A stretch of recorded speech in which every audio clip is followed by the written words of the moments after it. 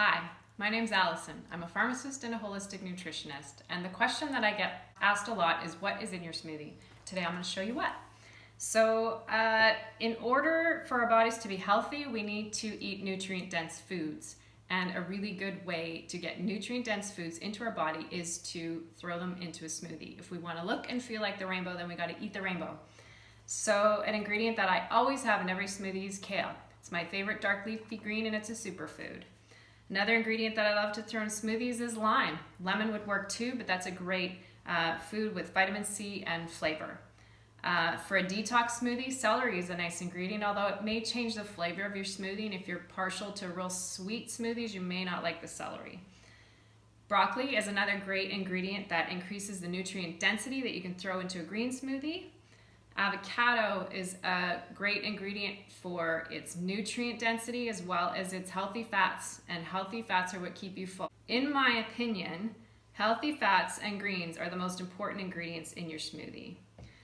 Kiwi is another way to increase nutrient density, vitamin C, and give it some good flavor. Now you can stop right here, add some water, and it's a really good detox smoothie.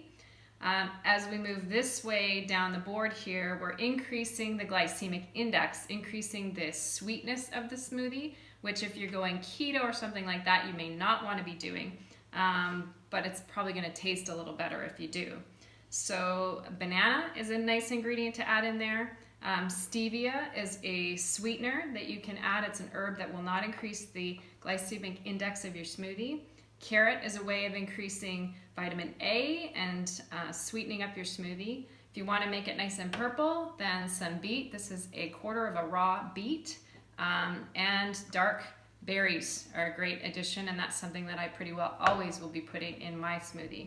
If you add these things, you're going to kind of change it from a green smoothie to a more purple smoothie. If you kind of have these balanced, then it's going to turn out brown, and that's okay. I drink brown smoothies all the time. Coconut milk, high-fat coconut milk is another way to increase the fat content of the smoothie. Healthy fats are not going to make you fat, they're going to keep you full, and that's a good thing. Protein powders are also something that you consider adding. I don't usually add a lot of protein powder, but if I do, I'll add about a half to a full teaspoon of hemp or collagen. Water, of course, or coconut water, something you can add. So we're gonna make my smoothie really quick here.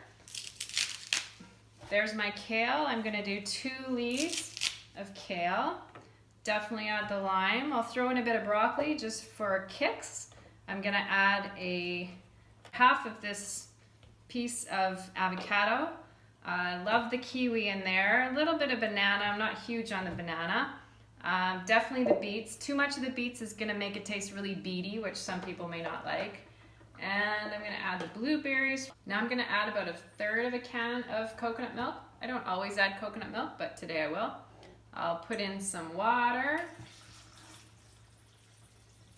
I'm gonna add in a little bit of protein powder. And then we're gonna blend it up and show you the result. So here is our blended up smoothie. We're just gonna pour it in the jar and try it out. Cheers.